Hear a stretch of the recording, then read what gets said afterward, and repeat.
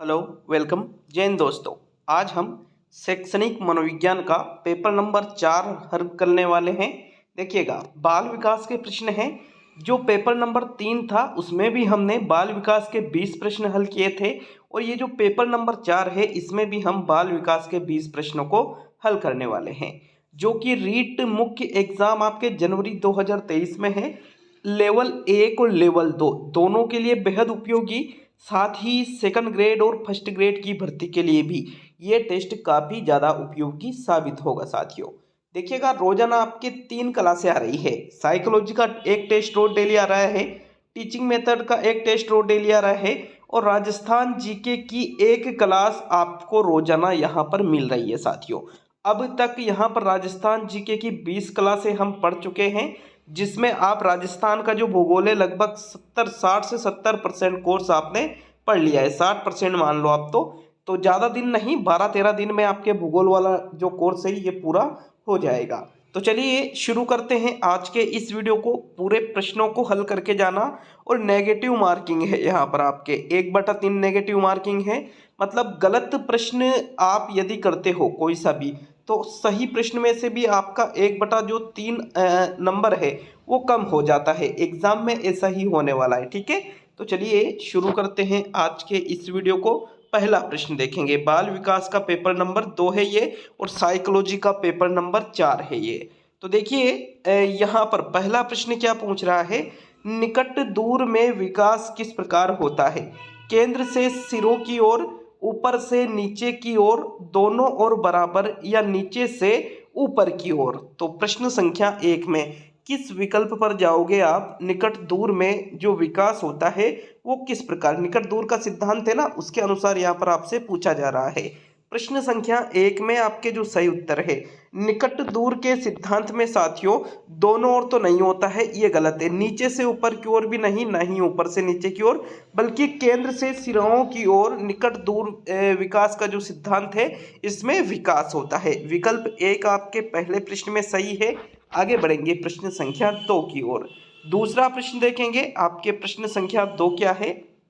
देखिए, यदि आप रीट मुख्य एग्जाम की तैयारी कर रहे हो जो कि जनवरी 2023 में है, तो साथियों आप यहां से लगभग 60 से 70% कोर्स कंप्लीट निशुल्क कर सकते हो। और साथ ही जो अन्य जो चीजें हैं आपके कोर्स में, उनके भी टेस्ट सीरीज यहां पर आपको प्रोवाइड की जाएगी। तो चैनल पर नए हो तो चैनल को सब्सक्राइब जरूर कर लीजिएगा, तभी आपके पास वीडियो आ पाएंगे। सब्सक्राइब करके बेल आइकन ऑन करना पड़ेगा, तभी आपके पास यहाँ के सारे वीडियो उपलब्ध हो पाएंगे। तो निशुल्क है सारी चीजें। प्रश्न संख्या 2 को देखेंगे, बच्चे का किस प्रकार का विकास विद्यालय और शिक्षक द्वारा प्रभावित होता है।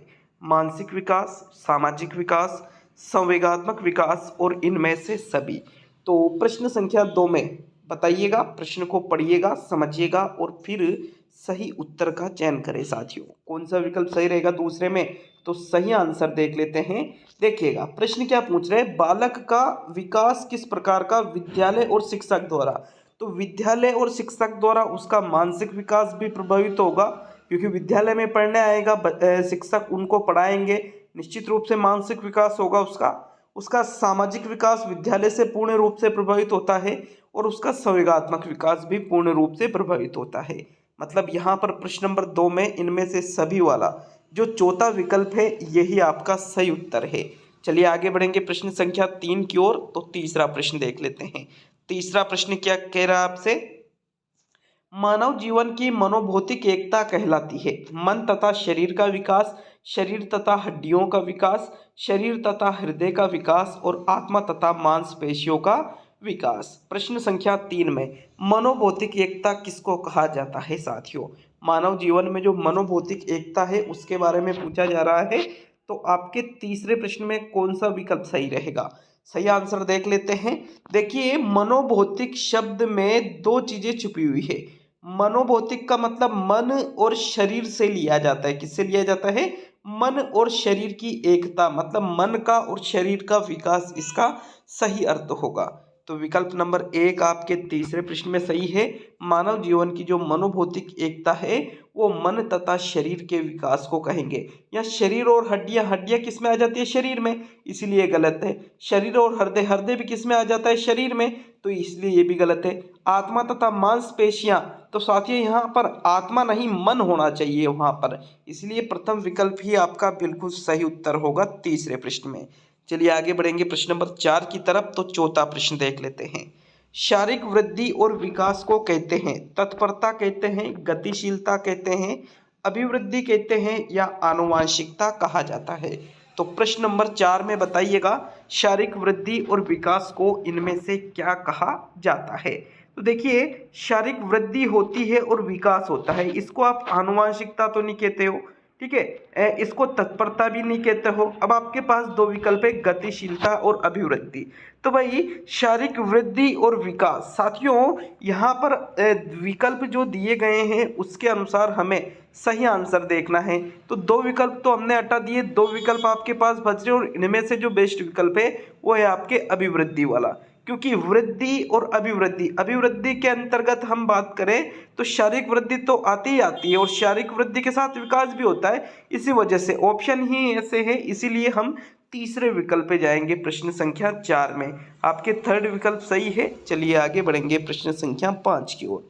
तो पांचवा प्रश्न देख लेते हैं। आपसे प्रश्न नंबर 5 क्या पूछा जा रहा है? इनमें से कौन सा भाषा के विकास को प्रभावित नहीं करता है? परिपक्वता, अभिप्रेरणा, स्वास्थ्य और लंबाई व वजन। तो जो भाषा के विकास को प्रभावित नहीं करता है वो किस विकल्प में दे रखा है? साथियों आंसर का चुनाव कीजिए कि आप कौन से विकल्प पे जाओगे। तो देखो, अभिप्रेरणा भी भाषा के विकास को प्रभावित करती है, क्योंकि यदि व्यक्ति अभिप्रेरित रहेगा तो सीखेगा, सीखेगा तो कहीं ना कहीं भाषा का विकास भी होगा। तो ये आपका आंसर नहीं है, क्योंकि ये क्या कह रहा है? नहीं करता है। स्वास्थ्य भी व्यक्ति के भाषा के विकास को प्रभावित करेगा। अगर बालक का स्वास्थ्य सही नहीं है, ठीक है, तो उसको सीखना भी सही प्रकार से नहीं हो पाएगा, सीखेगा कम, तो भाषा का विकास भी प्रभावित होगा। तो ये भी आपका आंसर नहीं रहेगा। अब परिपक्वता और लंबाई व वजन। परिपक्वता का मतलब सिर्फ लंबाई चौड़ाई से नहीं होता है, बल्कि परिपक्वता का मतलब अनेक प्रकार के जो विकास के क्षेत्र है उनमें परिपक्व, मतलब एक तरह से उनमें हमको उनका पूरा नॉलेज होना, ठीक है, ये चीजें होती है तब परिपक्वता आती है। हम चीजों को समझने लग जाते हैं, हम चीजों को जो हमारे सामने समस्या आती है उनको हल करने लग जाते हैं, तब हमें परिपक्वता आती है। तो साथियों ये भी भाषा के विकास को प्रभावित करने वाले तत्वों में शामिल है। तो प्रश्न नंबर 5 में कौन सा विकल्प बचा? आपके चौथा, बिल्कुल लंबाई और वजन। साथियों जो पूर्ण रूप से वृद्धि ही कहलाएगी, ये भाषा के विकास को प्रभावित नहीं करती है, क्योंकि एक बहुत लंबा आदमी या एक बहुत ही छोटा आदमी, आप कहोगे कि बहुत ही लंबा आदमी हो गया है तो उसका भाषाई विकास पूर्ण है, और बहुत ही छोटा आदमी है तो उसका भाषाई विकास अधूरा है, ऐसा जरूरी नहीं है। उस लंबे आदमी का उस छोटे आदमी से आधा भी भाषा विकास हो, ऐसा भी हो सकता है। अतः यहाँ पर चौथा विकल्प ही आपके प्रश्न नंबर 5 में सही है। चलिए आगे बढ़ेंगे प्रश्न नंबर 6 की ओर। तो छठा प्रश्न देख लेते हैं। आपके प्रश्न नंबर 6 में क्या पूछ रहा है? बाल विकास में रिक्त स्थान। आगे आपको विकल्पों को देख करके आंसर देना है। प्रक्रिया पर बल है, वातावरण व अनुभव की भूमिका पर बल है, गर्भावस्था से किशोरावस्था तक का अध्ययन होता है, और इनमें से सभी पर। तो भाई बाल विकास की अगर हम बात करें तो इसमें प्रक्रिया पर बल दिया जाता है, बिल्कुल सही है। वातावरण व अनुभव की भूमिका पर भी बल दिया जाता है, ये भी सही है। गर्भावस्था से किशोरावस्था तक का अध्ययन होता है, बिल्कुल सही है। देखो बाल विकास अलग है और बाल मनोविज्ञान अलग है। बाल मनोविज्ञान का क्षेत्र बड़ा होता है और बाल विकास किसके अंतर्गत शामिल होता है? बाल मनोविज्ञान के। तो यहाँ पर बाल विकास की बात की जा रही है, किशोरावस्था तक ही होता है साथियों। अतः उपरोक्त सभी यहाँ पर सही रहेगा आपके प्रश्न संख्या 6 में। चलिए आगे बढ़ेंगे प्रश्न संख्या 7 की ओर। तो सातवां प्रश्न देख लेते हैं। सातवें प्रश्न में क्या पूछा जा रहा है? विकल्पों को अच्छी तरह से देखना साथियों। देखिएगा प्रश्न नंबर 7 में है, मानवीय विकास में आनुवांशिकता व परिवेश की भूमिका के संदर्भ में निम्न में से कौन सा कथन समुचित है? विकल्प है, परिवेश की भूमिका लगभग स्थिर सी रहती है, जबकि आनुवंशिकता का प्रभाव परिवर्तन हो सकता है। दूसरा विकल्प, व्यवहारवाद के सिद्धांत प्राय मानवीय विकास में प्रकृति की भूमिका पर आधारित होते हैं। तीसरा विकल्प, विकास के विभिन्न क्षेत्रों में आनुवंशिकता एवं परिवेश सापेक्षिक प्रभाव परिवर्तनशील है। और चौथा विकल्प, भारत सरकार की विविधात्मक क्षतिपूर्तता संबंधी नीति मानवीय विकास में प्रकृति की भूमिका पर आधारित है। तो प्रश्न संख्या 7 में अब बताओ भाई आपको कौन सा विकल्प सही लग रहा है। एक बार आप प्रश्न को दोबारा पढ़िएगा, ठीक है, प्रश्न को दोबारा पढ़िएगा, प्रश्न क्या पूछ रहा है उसके आधार पर सही उत्तर का चयन कीजिए साथियों। अच्छा प्रश्न है, प्रश्न को समझोगे तो ही सही उत्तर दे पाओगे, क्योंकि समझ वाले प्रश्न भी बहुत ज़्यादा पूछे जा रहे हैं आजकल। तो 7वें प्रश्न में जो सही उत्तर है वो रहेगा आपके विकल्प नंबर 3। कैसे रहेगा अब इसको देखते हैं। प्रश्न पूछ रहे हैं, मानवीय विकास में मतलब मानव के विकास में आनुवंशिकता व परिवेश, परिवेश का मतलब किससे लिया जाता है, वातावरण से लिया जाता है। किससे लिया जाता है, वातावरण से। तो आनुवंशिकता और वातावरण की भूमिका के संदर्भ में जो कथन सही है वो देखना था आपको। पहला कथन क्या कह रहा है कि परिवेश की भूमिका लगभग स्थिर सी रहती है, गलत बात। परिवेश की भूमिका अस्थिर रहती है, बदलती रहती है, जबकि आनुवंशिकता का प्रभाव स्थिर हो सकता है। तो बिल्कुल यहाँ पहला विकल्प उल्टा कर दिया इन्होंने, परिवेश की भूमिका तो अस्थिर और आनुवंशिकता का प्रभाव स्थिर हो सकता है साथियों, ऐसा होना चाहिए, इसलिए ये गलत है। दूसरा विकल्प क्यों गलत है, क्योंकि ये कह रहा है कि व्यवहारवाद के सिद्धांत प्राय मानवीय विकास में प्रकृति की भूमिका पर आधारित होते हैं। प्रकृति मतलब वंशानुक्रम, तो वंशानुक्रम नहीं, व्यवहारवाद के सिद्धांत किस पर आधारित होते हैं साथियों, वातावरण पर बल देने वाले सिद्धांत होते हैं। तो ये भी गलत हो गया। अब तीसरा विकल्प क्यों सही है, क्योंकि ये कह रहा है कि विकास के विभिन्न क्षेत्रों में आनुवंशिकता एवं परिवेश सापेक्षिक प्रभाव परिवर्तनशील है। मतलब आनुवंशिकता भी विकास के विभिन्न क्षेत्रों को प्रभावित करती है और परिवेश मतलब वातावरण भी विकास के विभिन्न क्षेत्रों को प्रभावित करते हैं। इसीलिए आपके तीसरा विकल्प सही रहेगा साथियों इस क्वेश्चन में। चलिए अगला क्वेश्चन देखेंगे, आपके प्रश्न संख्या 8। बुलिमिया है, क्या है बुलिमिया, अवधान संबंधी विकृति है, भोजन ग्रहण संबंधी विकृति है, पठन विकृति है या गणना विकृति है। तो भाई बुलिमिया क्या है, इनमें से भोजन ग्रहण संबंधी जो विकार होता है वो ही क्या कहलाता है, बुलिमिया कहलाता है। जबकि गणना में विकृति होती है उसको हम कहते हैं साथियों डिसकैलकुलिया। क्या कहते हैं, डिसकैलकुलिया उसको कहा जाता है। पठन में जो विकृति होती है उसको डिसलेक्सिया कहा जाता है। क्या कहा जाता है, डिसलेक्सिया के नाम से उसको जाना जाता है। जबकि अवधान में जो विकृति होती है उसको कहते हैं ADHD। क्या कहते हैं, ADHD। और भोजन ग्रहण विकृति को क्या कहा जाता है, बुलिमिया कहा जाता है। तो सेकंड विकल्प ही आपके सही रहेगा प्रश्न नंबर 8 में। नेक्स्ट प्रश्न संख्या 9 की ओर बढ़ेंगे साथियों। 9वां प्रश्न देख लेते हैं, आपके प्रश्न संख्या 9 क्या है। इनमें से कौन सा आनुवंशिकता से निर्धारित नहीं होता है, अभिक्षमता, अभिवृद्धि, बुद्धि और व्यक्तित्व। तो जो आनुवंशिकता से निर्धारित नहीं होता है उसका चयन प्रश्न संख्या 9 में करना है। देखिए एक एक प्रश्न को समझाने की पूरी कोशिश रहेगी मेरी, एक एक प्रश्न को समझाने की पूरी कोशिश साथियों। आप वीडियो को पूरा देखोगे तभी चीजें बिल्कुल क्लियर कॉन्सेप्ट हो पाएगा आपका। तो 9वें प्रश्न में देखिए, जो आनुवंशिकता से निर्धारित नहीं होता है, तो भाई व्यक्तित्व भी आनुवंशिकता से प्रभावित होता है। हमारी जो बुद्धि है ये भी आनुवंशिकता से प्रभावित होती है। अब अभिक्षमता और अभिवृत्ति में हम कंफ्यूज हो सकते हैं साथियों, अभिक्षमता और अभिवृत्ति में कंफ्यूज हो सकते हैं। तो अभिक्षमता भी आनुवंशिकता से निर्धारित होती है, लेकिन अभिवृत्ति आपका जो दृष्टिकोण है साथियों ये आनुवंशिकता से नहीं बल्कि ये किससे निर्धारित होता है, वातावरण से निर्धारित होता है। तो विकल्प नंबर 2 आपके प्रश्न संख्या 9 में सही है। चलिए आगे बढ़ेंगे प्रश्न संख्या 10 की ओर। 10वां प्रश्न देख लेते हैं। बालकों में व्यक्तिगत विभेद का मुख्य कारक है विद्यालयों की गुणवत्ता, माता पिता की शिक्षा, शारीरिक भिन्नता और मानसिक गुण। तो जो व्यक्तिगत विभेद का मुख्य कारक आपको प्रश्न संख्या 10 में लग रहा है उसका चयन करना है। कौन सा विकल्प आपका सही रहेगा प्रश्न संख्या 10 में, तो सही आंसर देख लेते हैं आपके कौन सा सही रहेगा। देखो व्यक्तिगत विभेद का जो मुख्य कारक है, विद्यालयों की गुणवत्ता के कारण क्या व्यक्तिगत विभिन्नता आती है, चलो हो सकता है, लेकिन ज़्यादा इम्पोर्टेंट नहीं है। माता पिता की शिक्षा के कारण क्या व्यक्तिगत विभिन्नता आ सकती है, चलो इसको भी मान लेते हैं, लेकिन ये भी उतना ज़्यादा इम्पोर्टेंट नहीं है। शारीरिक भिन्नता हो सकता है बिल्कुल। मानसिक गुण, अब यहाँ पर सबसे बेहतरीन विकल्प का चुनाव अगर हम करें तो सबसे बेहतरीन जो विकल्प है वो कहलाएगा मानसिक गुण। क्या कहलाएगा? मानसिक गुण के कारण साथियों व्यक्तिगत विभिन्नता मुख्य रूप से पाई जाती है। सभी का माइंड अलग अलग दिशा में अलग अलग तरीके से कार्य करता है और हम उसी आधार पर उसके व्यक्तित्व का निर्धारण करते हैं। तो इसी वजह से आपके चौथा विकल्प प्रश्न संख्या 10 में सही है। चलिए आगे बढ़ेंगे प्रश्न संख्या 11 की ओर। 11वां प्रश्न देख लेते हैं। प्रश्न नंबर 11 क्या है? बाल अध्ययन का पिता किसे कहा जाता है? स्टेनले हॉल को कहा जाता है, प्रियर को कहा जाता है, शिवन को कहा जाता है या जेबी वाटसन को कहा जाता है? तो प्रश्न नंबर 11 में बताओ भाई कौन सा विकल्प आपका सही है?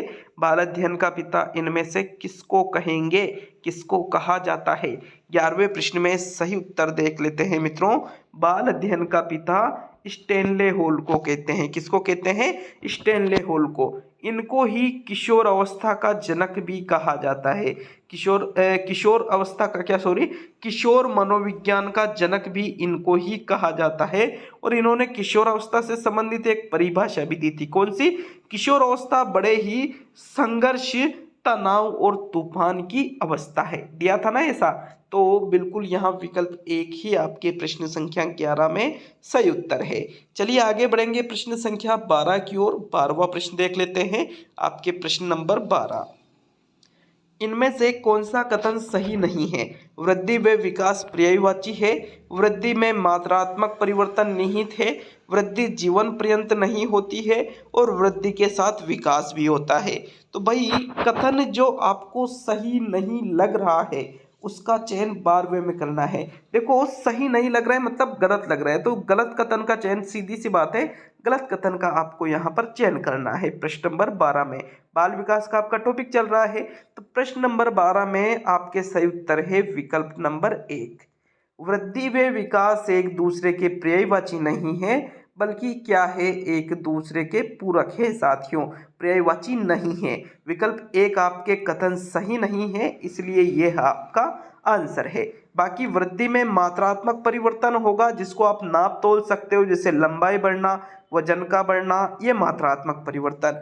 वृद्धि जीवन पर्यंत नहीं होती है, एक निश्चित समय तक वृद्धि होती है, विकास होता है जीवन पर्यंत, तो कुछ समय बाद वृद्धि रुक जाती है साथियों। 20-22 साल का जब व्यक्ति होता है, 23-24 साल, 25 साल मान लीजिए, उसके बाद वृद्धि होना रुक जाती है। अब किसी के नहीं रुकती है तो वो अपवाद है, वो बात अलग है, लेकिन लगभग रुक जाती है। वृद्धि के साथ विकास भी होता है, बिल्कुल वृद्धि और विकास, वृद्धि होती है। तो जैसे बालक 2 साल का है, वो लंबाई वजन कम है उसकी, जब वो 12 साल का हो जाएगा तो लंबाई वजन बढ़ेगी और विकास भी कहीं ना कहीं जरूर बढ़ेगा। तो विकल्प 1 ही आपके गलत है, बाकी के तीनों कथन सत्य है, इसलिए आपके पहला विकल्प आंसर होगा प्रश्न नंबर 12 में। चलिए आगे बढ़ेंगे प्रश्न संख्या 13 की ओर। तो 13वां प्रश्न देख लेते हैं। आपके प्रश्न नंबर 13 क्या है? मानव विकास के संबंध में कौन सा कथन गलत है? यह परिपक्वता तक चलता है, यह परिवर्तनों का प्रगतिशील क्रम है, यह एक सतत प्रक्रिया है और यह जन्म पूर्व अवस्था में भी होता है। तो भाई बताइएगा मानव विकास के संबंध में आपको कौन सा कथन गलत लग रहा है? कौन सा विकल्प आपका सही रहेगा 13वें प्रश्न में? साथियों सही आंसर अगर हम देखें 13वें प्रश्न का, तो विकल्प 1 आपका सही रहेगा। क्यों? क्योंकि ये कथन कैसा है? गलत है। क्यों है? क्योंकि परिपक्वता तक नहीं बल्कि मानव विकास तो जन्म पूर्व अवस्था से जब तक व्यक्ति की मृत्यु नहीं हो जाती तब तक चलता रहता है, लगातार चलता रहता है और परिवर्तनों का प्रगतिशील परिवर्तन आते रहते हैं और आगे बढ़ता है, विकास पीछे नहीं आता है साथियों। तो इसलिए प्रगतिशील क्रम है परिवर्तनों का। तो ये तीनों विकल्प सत्य है पहले को छोड़कर, इसीलिए पहला विकल्प आपके प्रश्न 13 में सही है। आगे बढ़ेंगे 14वें प्रश्न की ओर। आपके प्रश्न संख्या 14 क्या है? विकास व्यक्ति में नवीन विशेषताएं और योग्यताएं प्रस्फुटित करता है, यह कथन किसका है? हरलॉग का, जेम्स ड्रेवर का, मैकडूगल का और मुनरो का। तो विकास के संबंध में ये जो कथन कहा गया है, किसने कहा है ये कथन? साथियों ये कथन किसने कहा है? हरलोक ने कहा है। हरलोक का मानना था कि विकास क्या है, व्यक्ति में नवीन विशेषताएं और योग्यताएं प्रस्फुटित मतलब उत्पन्न करता है। विकास जैसे जैसे होगा व्यक्ति में नवीन योग्यताएं आती जाएगी, मतलब नई नई योग्यताएं और नई नई विशेषताएं उसके अंदर समाहित होती जाएगी। तो विकल्प एक आपके प्रश्न नंबर 14 में सही उत्तर होगा। आगे बढ़ेंगे साथियों प्रश्न संख्या 15 की ओर। 15वां प्रश्न देख लेते हैं। जिस प्रक्रिया में व्यक्ति मानव के लिए परस्पर निर्भर होकर व्यवहार करना सीखता है उस प्रक्रिया को कहते हैं सामाजिकरण, भाषा विकास, वैयक्तिक मूल्य और सामाजिक परिपक्वता। तो 15वें प्रश्न का बताओ भाई कौन सा विकल्प आपका सही रहेगा। आपको जो विकल्प यहाँ सही लग रहा है उसका चयन करना है। प्रश्न संख्या 15 में देखिएगा क्या पूछ रहा है। जिस प्रक्रिया में व्यक्ति क्या कर रहा है, मानव के लिए परस्पर निर्भर होकर व्यवहार करना सीख रहा है, एक दूसरे के लिए निर्भर होकर, तो उसको कहा जाता है सामाजिकरण। क्या कहा जाता है, सामाजिकरण कहा जाता है। विकल्प एक 15वें प्रश्न में सही है। आगे बढ़ेंगे प्रश्न संख्या 16 की ओर। तो चलिए 16वां प्रश्न देखेंगे। आपको वीडियो अगर अच्छा लगे, प्रश्न अच्छे लगे, समझाने का तरीका अच्छा लगे तो वीडियो को शेयर जरूर करिएगा साथियों, लाइक शेयर जरूर करिएगा और चैनल पर नए हो तो चैनल को सब्सक्राइब करके और मोटिवेट करें हमें, ताकि हम आपके लिए और अधिक मेहनत कर सके। 16वां प्रश्न है किशोरों के जटिल अवस्था के कारण किशोरों के अध्ययन का विषय होना चाहिए शारीरिक होना चाहिए, मानसिक होना चाहिए, बौद्धिक होना चाहिए और शरीर तथा मन संबंधी होना चाहिए। भाई किशोरावस्था एक जटिल और कठिन अवस्था है, ये तो आप सभी को पता है। 12 से 18 वर्ष या 13 से 19 वर्ष टीन एज भी इसको कहते हैं। साथियों किशोरों के अध्ययन का विषय कैसा होना चाहिए, सिर्फ शारीरिक या मानसिक और बौद्धिक तो एक ही हो गया, तो इसका तो कुछ मतलब नहीं रहा, बल्कि शारीरिक भी होना चाहिए और मानसिक भी होना चाहिए। तो शरीर और मन संबंधी दोनों ही चीजें चौथे विकल्प में दे रखी है। अतः प्रश्न संख्या 16 में आपके फोर्थ विकल्प ही बिल्कुल सही उत्तर है। आगे बढ़ेंगे 17वें प्रश्न की ओर। आपके प्रश्न संख्या 17 क्या है। मानसिक विकास का संबंध नहीं है अवबोध की क्षमता, शिक्षार्थी का वजन, तर्क व निर्णय और स्मृति का विकास। तो जिसका संबंध मानसिक विकास से नहीं है उसका चयन प्रश्न संख्या 17 में करना है। बताइएगा कौन सा विकल्प आपके 17वें प्रश्न में सही रहेगा। देखो मानसिक विकास के अंतर्गत अवबोध मतलब चीजों को समझना बिल्कुल मानसिक विकास के अंतर्गत आता है, क्योंकि हम चीजों को किससे समझते हैं, अपने मस्तिष्क से तो समझते हैं। लेकिन शिक्षार्थी का वजन मानसिक विकास में नहीं आता है, बल्कि ये तो शारीरिक विकास से संबंधित है। किससे संबंधित है, शारीरिक विकास से, इसीलिए ये संबंध नहीं रखता है मानसिक विकास से। तो सेकंड विकल्प आपके प्रश्न संख्या 17 में सही रहेगा। बाकी तर्क हम मस्तिष्क से देते हैं और निर्णय भी मस्तिष्क से लेते हैं, स्मृति भी मस्तिष्क पर ही आधारित है। तो पहला तीसरा चौथा विकल्प का संबंध तो किससे है, मानसिक विकास से। लेकिन शिक्षार्थी का वजन जो दूसरा विकल्प है इसका संबंध किससे है, शारीरिक विकास से है। तो सेकंड विकल्प ही 17वें में सही है। 18वां प्रश्न देख लेते हैं। आपके प्रश्न नंबर 18। किशोरों को नहीं दिया जाना चाहिए, अभिप्रेरणा नहीं दी जानी चाहिए, सहानुभूति नहीं दी जानी चाहिए, दंड नहीं दिया जाना चाहिए और जिम्मेदारी उठाने के अवसर नहीं देने चाहिए। तो भाई ऐसा है अभिप्रेरणा तो देना चाहिए, क्योंकि अभिप्रेरणा देना तो सही चीज है, तो ये तो आपका आंसर नहीं है। सहानुभूतिपूर्ण व्यवहार भी उनके साथ होना चाहिए, जिम्मेदारी उठाने के अवसर भी उनको देना चाहिए, मतलब ये तीनों विकल्प पॉजिटिव है। लेकिन दंड वाला जो विकल्प है ये कैसा है साथियों, नेगेटिव है, ये कैसा है, नकारात्मक है। अतः हम कौन से विकल्प पर जाएंगे, विकल्पों के अनुसार तीसरे विकल्प पे जाएंगे। थर्ड विकल्प आपके 18वें प्रश्न में सही है। नेक्स्ट 19वां प्रश्न देख लेते हैं। तो चलिए बढ़ेंगे 19वें प्रश्न की ओर। आपके प्रश्न संख्या 19। बालक के शारीरिक परिवर्तन जिसे बहुत अधिक प्रभावित करता है, रुचियां, कार्य, उसका व्यवहार और इनमें से सभी। तो भाई ऐसा है कि बालक में जो शारीरिक परिवर्तन आता है जिसके कारण उसका कौन सा क्षेत्र या फिर कौन सी चीजें प्रभावित होती है वो आपको बताना है प्रश्न नंबर 19 में। भाई ऐसा है जब हम छोटे थे तो शरीर भी हमारा छोटे बच्चे जैसे था, मतलब बच्चे थे तो बच्चे जैसा शरीर रहेगा। अब हमारा शरीर, हम बड़े हुए, शरीर भी बड़ा हुआ, सोच भी बड़ी हुई, हमारी पहले की रुचियां अलग थी, अब की रुचि अलग है, तो ये भी परिवर्तन हो रहे। पहले हम अलग कार्य करते थे, अब हम अलग कार्य करते हैं, तो ये भी परिवर्तित हुआ। पहले हमारा व्यवहार किसी चीज को लेकर अलग होता था, अब अलग होता है, तो ये भी परिवर्तन हुआ। मतलब इनमें से सभी वाला जो चौथा विकल्प है आपके प्रश्न संख्या 19 का सही उत्तर है। चलिए प्रश्न नंबर 20 की ओर बढ़ेंगे साथियों, जो कि आपका अंतिम क्वेश्चन है।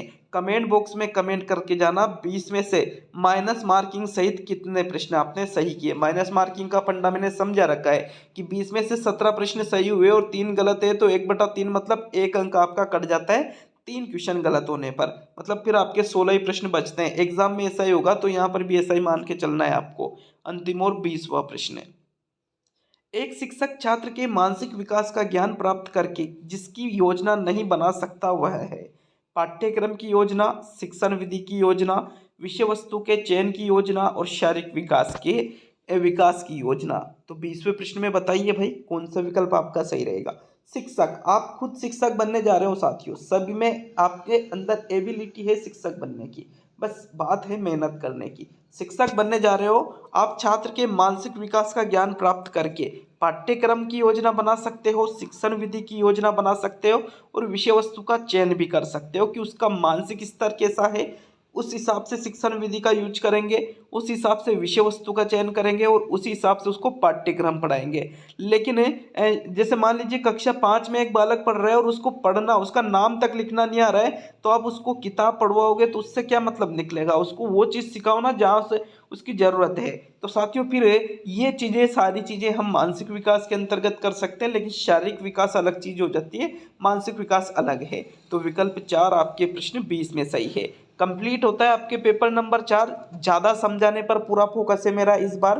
जैसे पहले तो क्या थोड़ा कम टाइम में ज़्यादा क्वेश्चन में करा देता था, अब 25-27 मिनट में आपके 20 क्वेश्चन हो पाते हैं, क्योंकि मैं आपको एक एक क्वेश्चन के बारे में डिटेल से बता रहा हूँ साथियों।